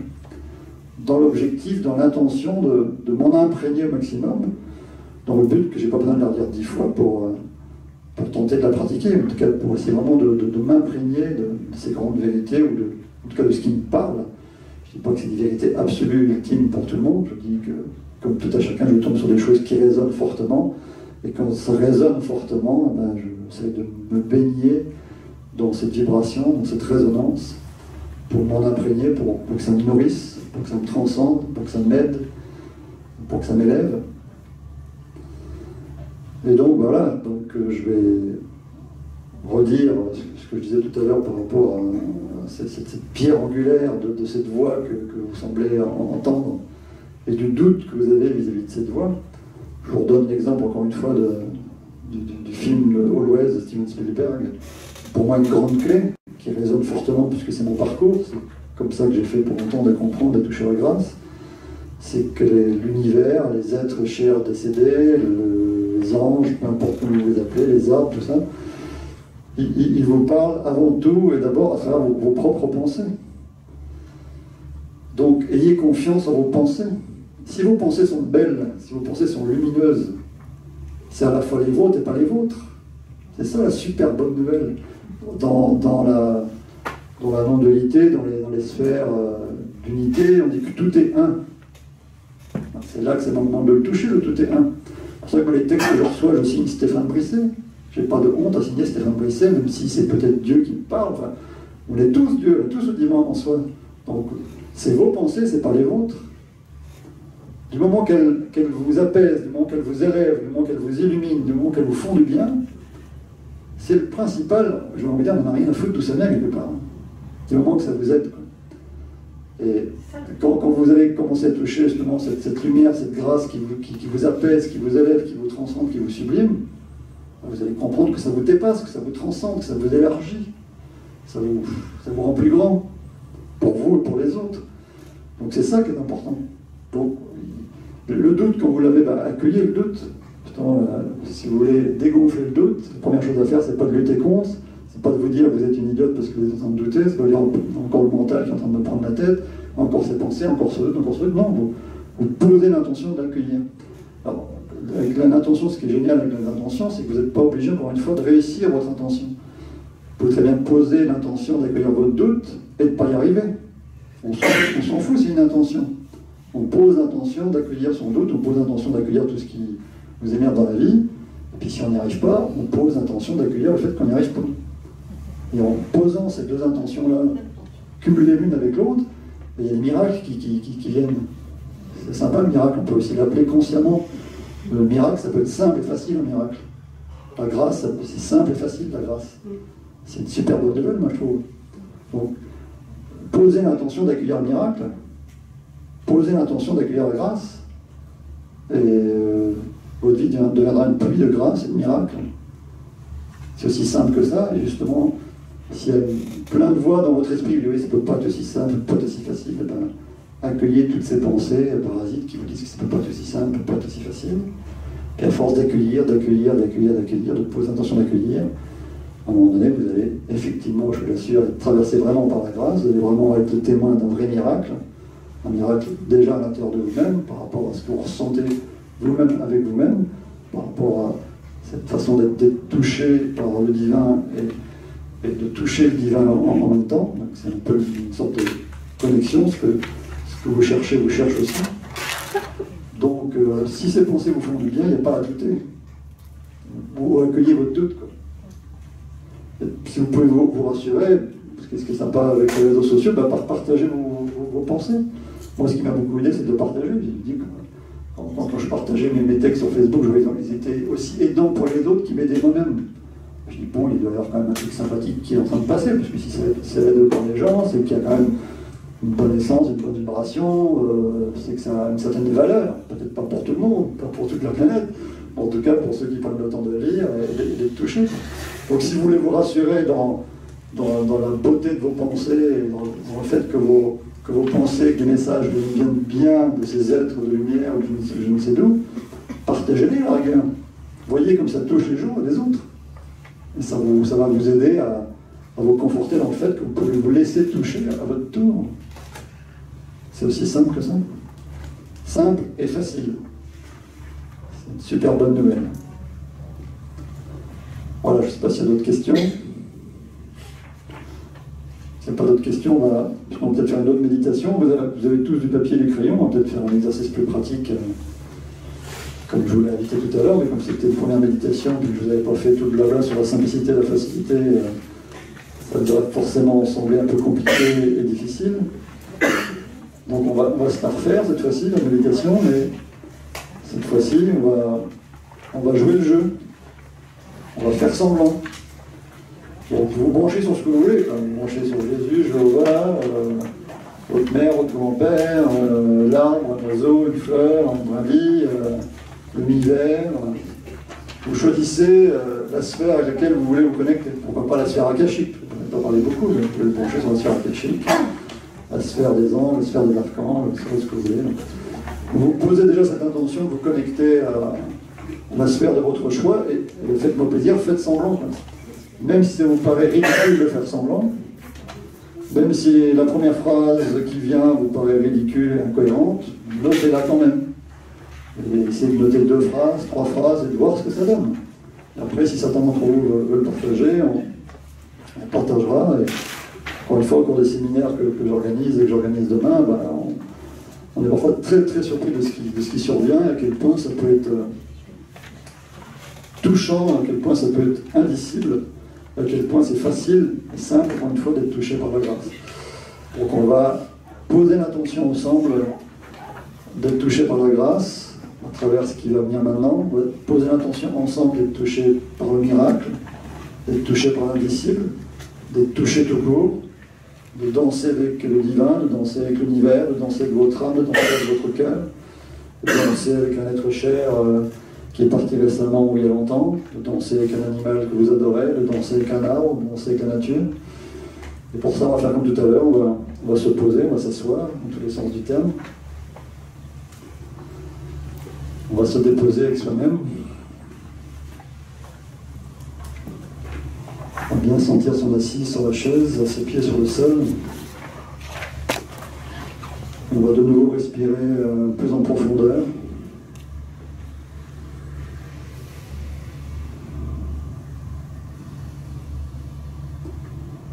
En faisant comme un espace sacré, vraiment poser l'intention de faire un espace sacré de ce qui se passe maintenant. Un espace solennel. Un petit peu comme si vous étiez en train de vouloir vous connecter pour la dernière fois à un être cher ou à Dieu et à lui dire ce que vous avez sur le cœur, à lui dire ce qui vous peine dans la vie, à lui dire ce en quoi la vie est difficile pour vous, à lui dire à quel point vous avez parfois de la peine, de la tristesse et des difficultés dans la vie. Pour vraiment vous brancher sur la corde sensible en vous, sur ce qui vous fait bouger les tripes, sur ce qui vous donne envie parfois de crier, ce qui vous donne envie de pleurer, ce qui vous donne envie de crier de rage. Pour vraiment vous brancher cette essence primordiale en vous, cette essence à la fois primordiale, primale et primaire, mais aussi sacrée à la fois, et d'appeler l'être ou la force qui vous convient le mieux pour venir vous souffler quelque chose par rapport à ce mal-être. Si c'est un mal-être, vous pouvez poser aussi une autre intention, vous pouvez poser une intention de vous connecter à l'indicible, de vous connecter au miracle, de vous connecter à la magie. Connectez-vous à ce qui vous fait vibrer. Si c'est le mal-être ou les difficultés qui vous font vibrer à l'heure actuelle, vibrez avec ça pour commencer. Si vous avez la chance d'être en paix, d'être calme avec vous-même, si vous avez la chance déjà de sentir le vent de l'indicible, branchez-vous sur l'indicible, branchez-vous sur ce qui vous fait bouger et vibrer. Et connectez-vous pour bien vous ancrer à l'énergie de la Terre qui va venir vous aider dans ce processus, en respirant un peu plus profondément et en vous connectant avec le centre de la Terre, comme tout à l'heure.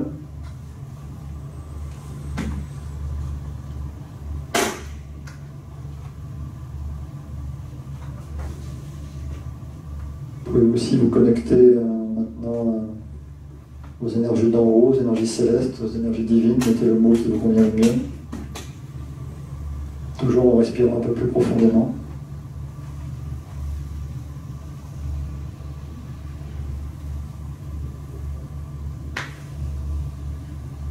Maintenant, vous allez vous connecter à la plus grande porte qui soit, la porte de votre cœur, tout en restant connecté à la terre et au ciel. La terre et le ciel qui sont en vous, qui sont dans votre cœur, dans votre âme. Connectez-vous à la vibration, à l'essence de votre propre cœur, en posant une main sur votre cœur, symboliquement, dans votre esprit, concrètement, en respirant dans votre cœur, en sentant sa vibration, son essence, sa présence, sa chaleur, sa tendresse, sa douceur, sa bienveillance, son amour, sa paix, sa joie. Respirez dans tout ça. Posez l'intention d'aller au cœur de votre propre cœur. Et depuis le cœur de ce cœur, posez l'intention de toucher au cœur de votre âme, à l'essence de votre âme. L'essence de votre âme qui est connectée avec l'essence du monde, avec l'essence de l'univers, avec l'essence de tout ce qui est. Donc avec l'essence d'un arbre, d'un oiseau, d'une fleur, d'un ange, d'un être cher, d'un animal, de l'univers, de Dieu, du divin, de la source. Connectez-vous à ce qui fait vibrer votre cœur, ce qui est proche de vous, ce qui est intime avec vous. En respirant lentement dans cette intention de vous connecter à cette essence qui est importante pour vous, cette présence qui est importante pour vous,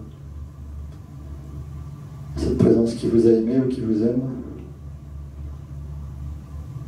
à ces êtres qui vous ont aimé et qui vous aiment encore, à cette nature et cette planète Terre qui vous aime de manière inconditionnelle, qui accueille tout ce que vous êtes. Vous connectez à l'essence divine, à l'essence de l'univers qui vous aime d'un amour infini. Connectez-vous à cette essence. Si cette essence avait à vous murmurer, à chuchoter quelques mots, si vous deviez, pour commencer, faire semblant que tout ça vous parle, quels sont les mots qui viendraient? Quels sont les premiers mots qui se poseraient? Faites semblant, jouez le jeu. C'est facile de faire semblant. C'est simple de redevenir un enfant. Alors faites comme un enfant. Faites comme si tout ça était en train de vous parler. Et commencez à écrire les premiers mots. Une phrase, deux phrases, trois phrases. Laissez-vous aller, laissez-vous toucher. Laissez-vous toucher par l'inspiration.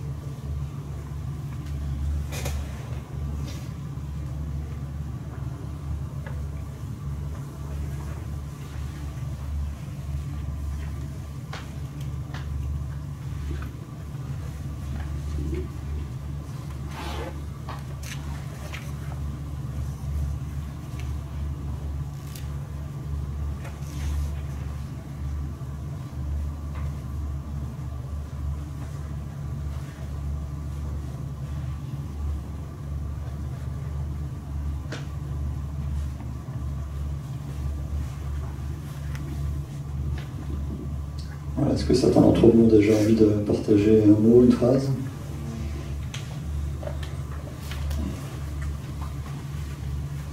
Qu'elles aient été écrites ou pas. Si vous avez reçu une phrase qui vous touche, gardez-la bien en mémoire. Si vous ne l'avez pas écrite, elle peut vous emporter, vous porter, vous élever, vous transcender, vous illuminer, un peu comme un mantra.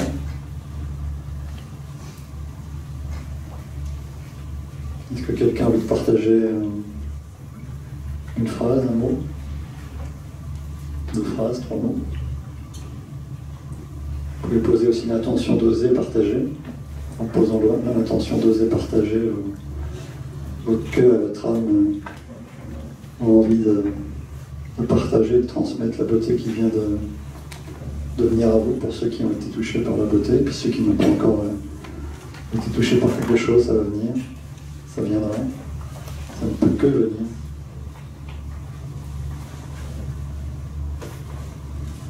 Je vois quelqu'un qui écrit beaucoup là à gauche. Vous voulez partager ce que vous avez écrit? C'est le début d'un livre peut-être. Ça a commencé comme ça pour moi. Vous voulez lire?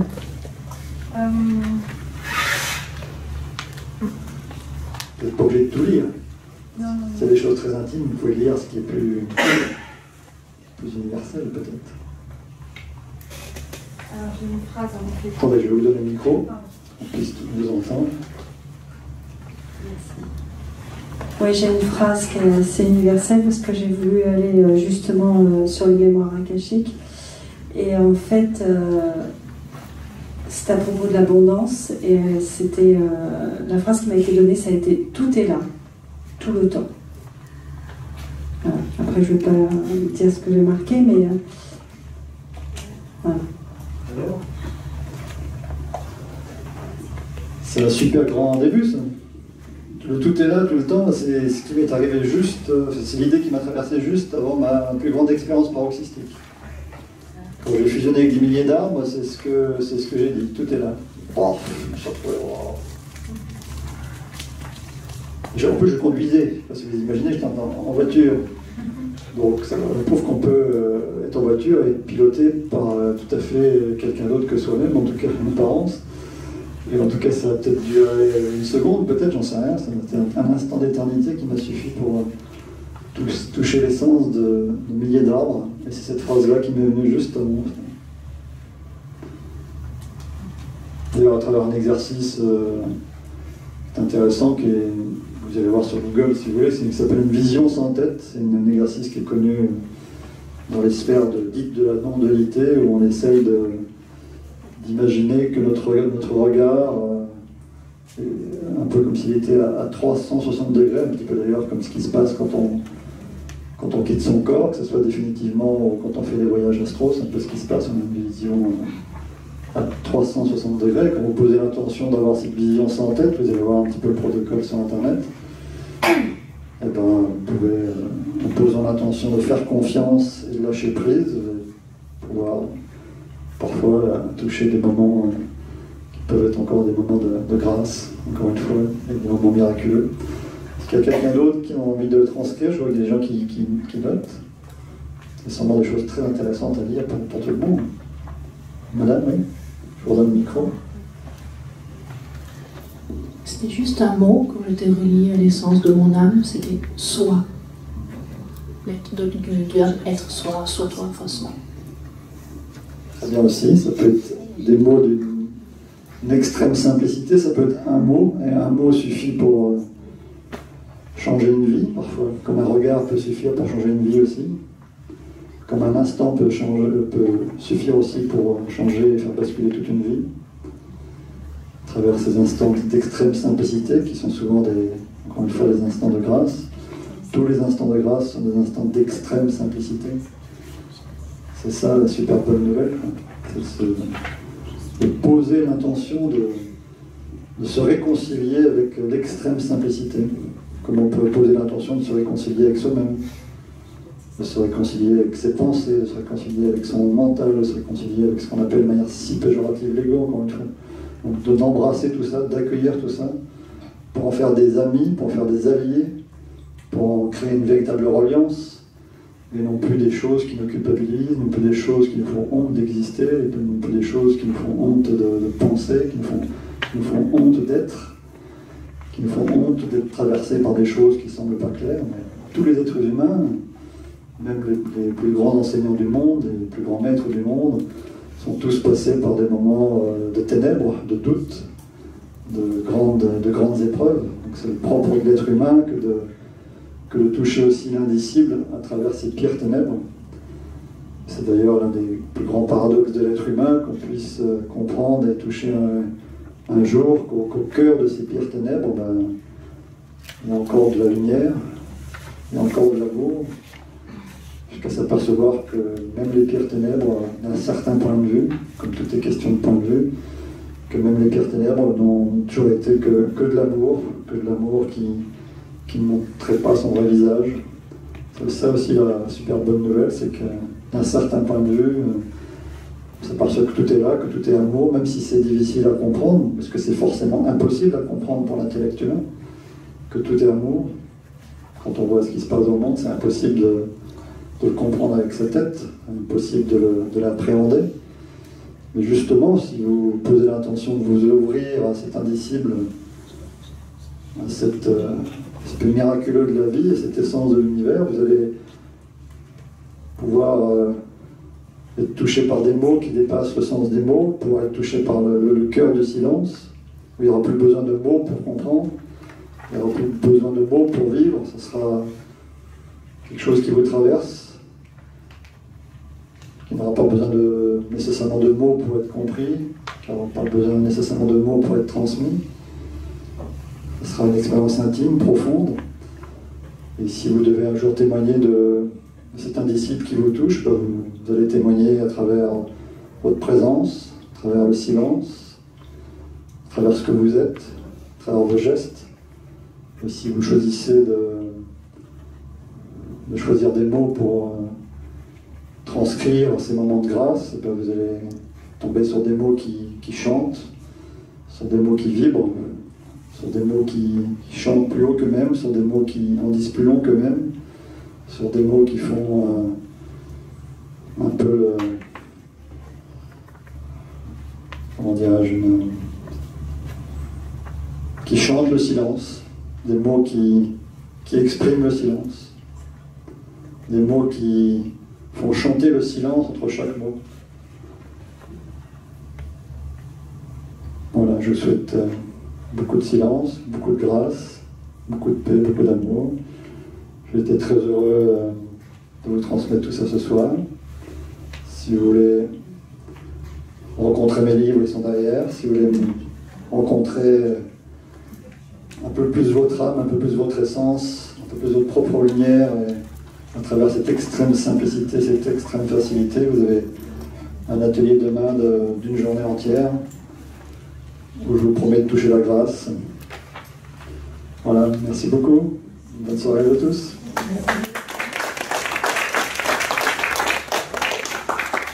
Si vous avez encore des questions, il n'est pas trop tard. Sinon, on va rester sur le silence indicible.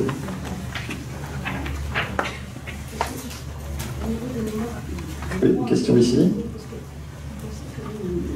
Pardon, excusez-moi.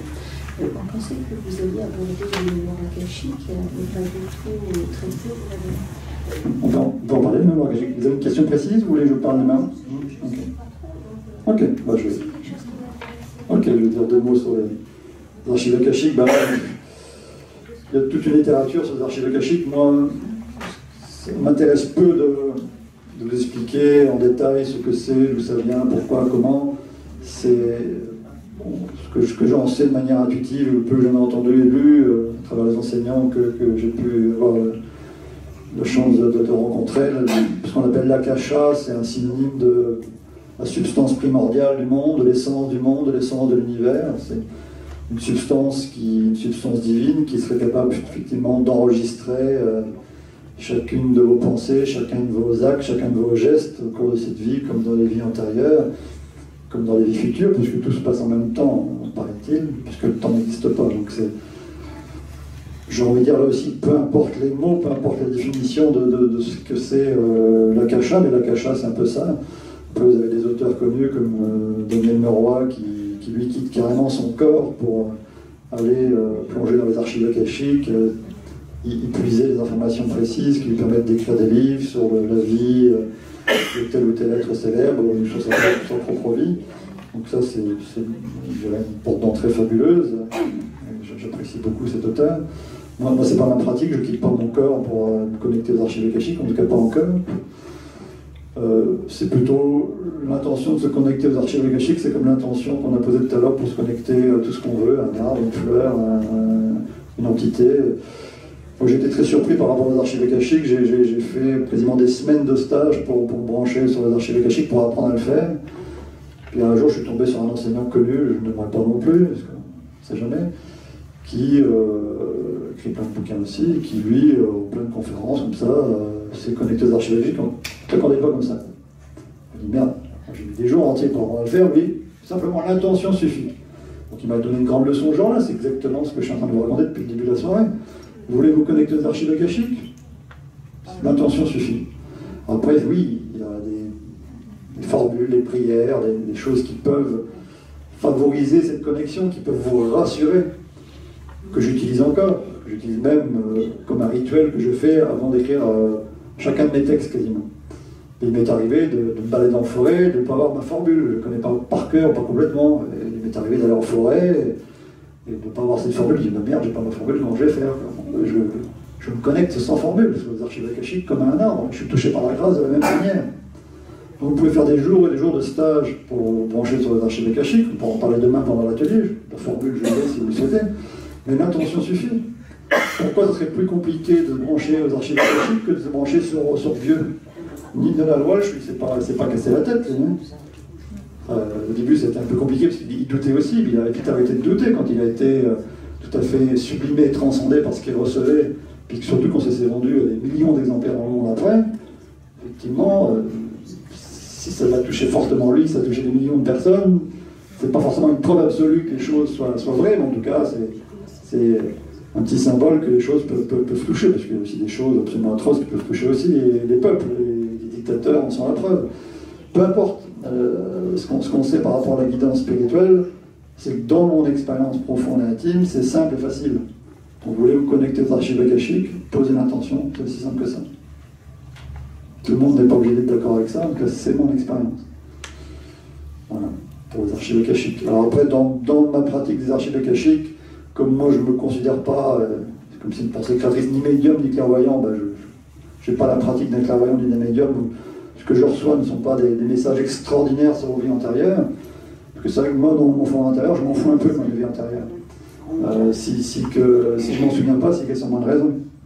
Donc après, on peut parfois quand même aller chercher, on peut faire des régressions, j'en ai fait aussi, on peut épuiser parfois des informations qui sont intéressantes.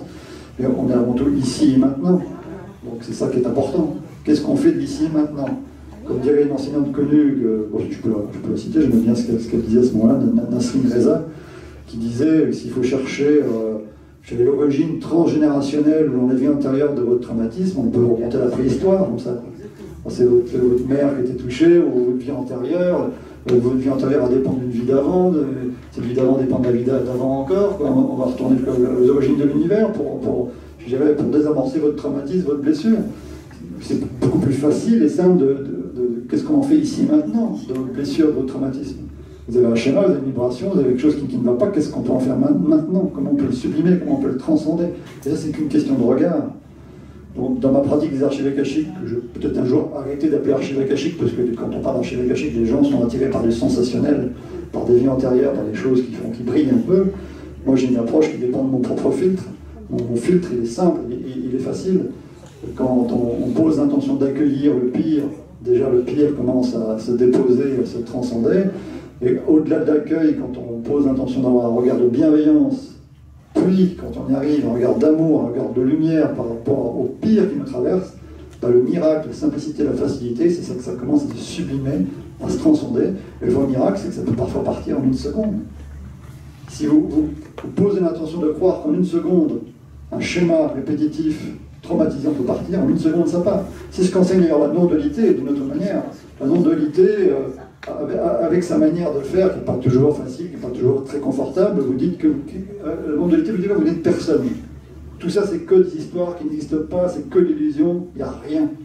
Donc c'est une façon comme une autre de faire basculer le truc. Bon, c'est pas toujours très tendre, ni très confortable, c'est pas toujours fait beaucoup d'amour et de compassion, c'est un peu moi ce qui m'a rebuté dans certaines sphères de la non-dualité, c'est que voilà, c'est un univers qui peut être très froid, quoi. C'est pour ça que je rejoins beaucoup le parcours de Jeff Foster, qui lui vient de cette non-dualité un peu extrémiste, un peu froide, un peu trop branché sur la vécuité et le vide. Et Jeff Foster il en est revenu, quoi. Il était scotché sur ce qu'on appelle l'arrière-plan de la conscience.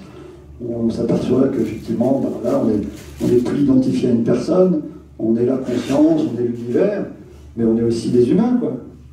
Donc, on en chie tous les jours, il y a des choses pas drôles tous les jours, et on croise des humains qui souffrent tous les jours.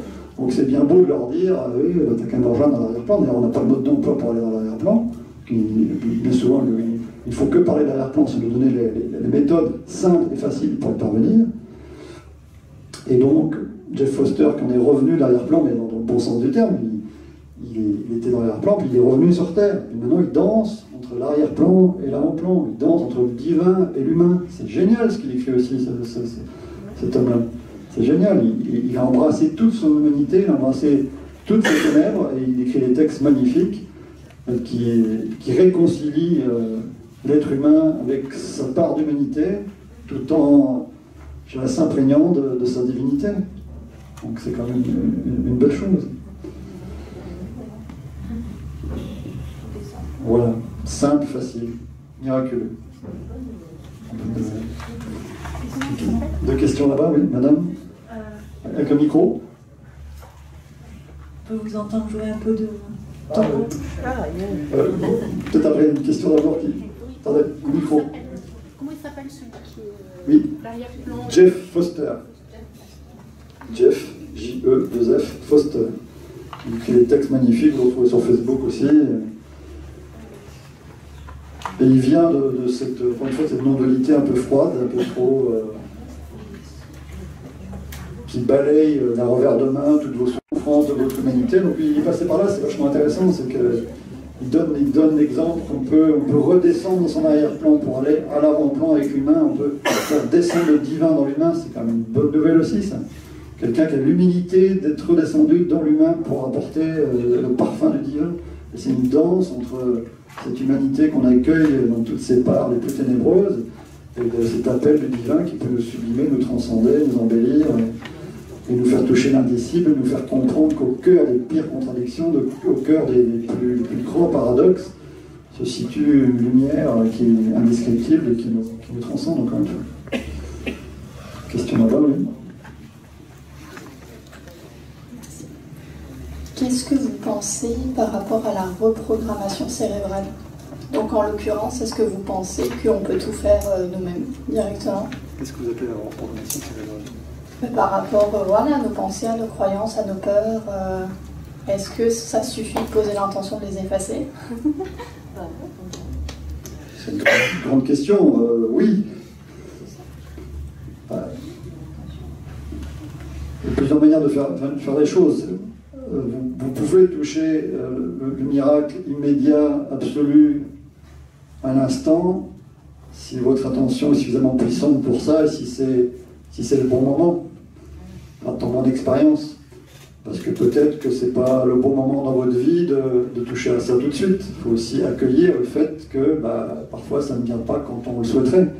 Des moments d'extase, des moments de joie inconditionnelle, des moments d'amour absolu, on a tous envie d'en vivre, hein. On a tous envie d'être en paix, dans l'amour, dans la joie. On sait tous, sur un certain point de vue, que c'est pas aussi simple que ça en apparence, mais que c'est quand même aussi simple que ça en apparence. C'est ça le paradoxe. C'est avec quelle fréquence d'intention on met sur le fait que c'est simple et facile. C'est un peu comme la méthode Coué. La méthode Coué, à la base, elle a quelque chose de réel et de sympathique et de puissant. C'est une intention, elle peut se renouveler. Si chaque jour, vous avez au moins une intention d'une seconde, moi je ne demande pas plus dans ce que je propose, hein, c'est simplement une seconde d'intention, au moins de bienveillance sur soi-même. Déjà une seconde, c'est parfois trop pour certains, quoi, qui ont déjà tellement de mal à avoir de la bienveillance vis-à-vis d'eux-mêmes, tellement de mal à avoir de l'amour vis-à-vis d'eux-mêmes, qu'une seconde, c'est déjà difficile. Bon, déjà une seconde, c'est déjà un début, quoi. Une seconde, on pose une intention de bienveillance. Une seconde, on pose une intention de miracle. Une seconde, on pose une intention que c'est possible, que c'est facile, que ça peut être là. Alors, ça peut être là, dans le meilleur des cas, ça peut mettre un peu plus de temps. Mais à la rigueur, le temps, on s'en fout, il n'existe pas vraiment le temps. Et puis, ce qui est important aussi, c'est, moi, ce que je propose dans mes textes, et ce que je propose tout court, c'est de prendre de la hauteur et du recul, quoi. On n'est que de passage sur cette terre. Dans notre essence, qu'on ait du mal ou pas à y croire, nous sommes éternels. Donc on a l'éternité devant nous pour y arriver, quoi.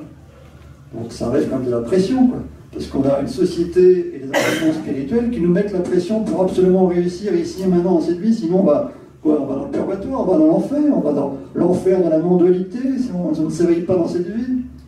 Il y a une sorte de dictature des enseignants spirituels. Il y a intérêt à s'éveiller, parce que si on ne s'éveille pas, on est mal, quoi. Et si on ne s'éveille pas, on va où, quoi? On va en enfer, on va où? On est avec quoi? Des moins que rien, de la merde parce qu'on ne s'est pas éveillé, quoi. C'est ridicule, c'est cette façon implicite ou explicite de culpabiliser les gens, de ne pas être éveillés, de culpabiliser les gens, de ne pas être dans le nirvana, quoi.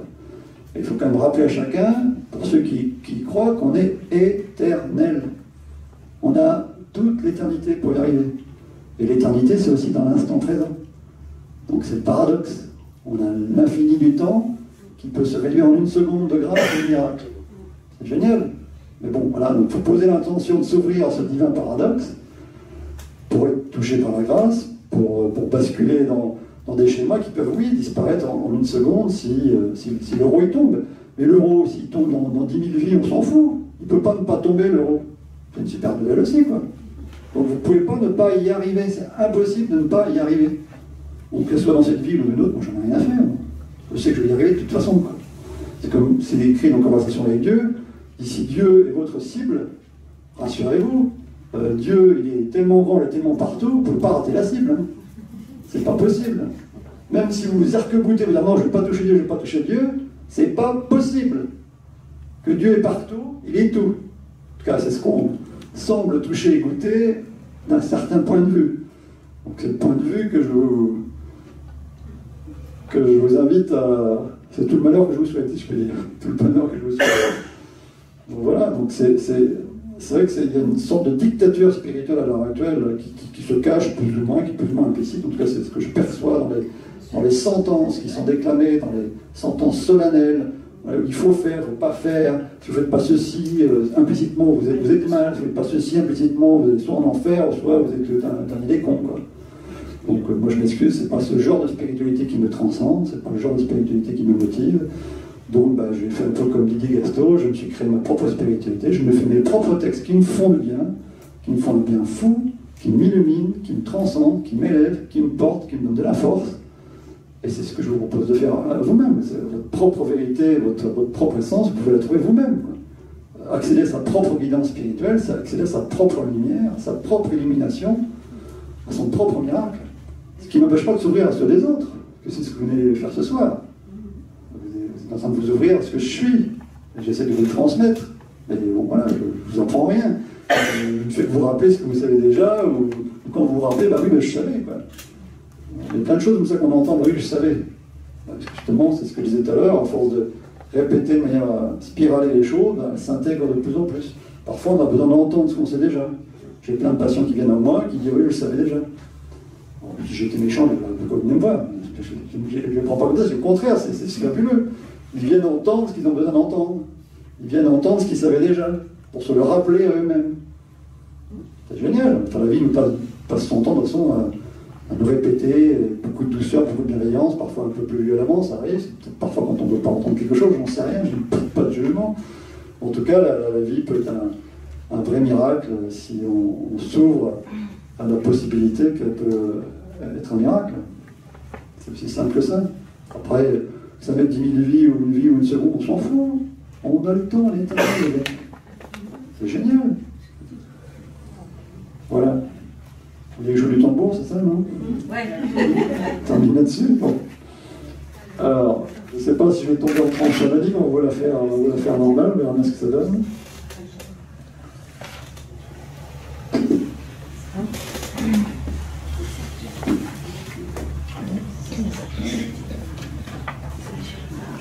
Je commence par m'asseoir, je vais peut-être me lever après.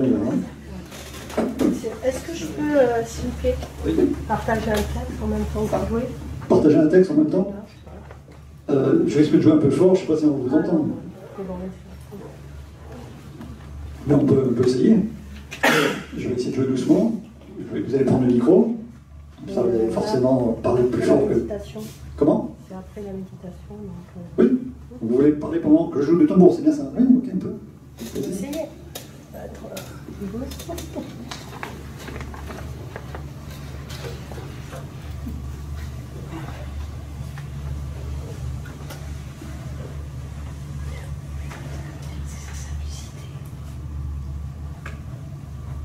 Bientôt, ce sera toi. Toi qui ce soir est là, regardant la beauté de l'instant infini présent, où le corps et l'âme dansent ensemble pour partager la joie, un bout de toi. Ce doux parfum, tel une pétale que le vent a effleuré, de parsemer au soleil la brillance de ton être, où le chant des oiseaux réveille de bonté l'arbre qui l'accueille et l'encourage à continuer au cœur de l'infini.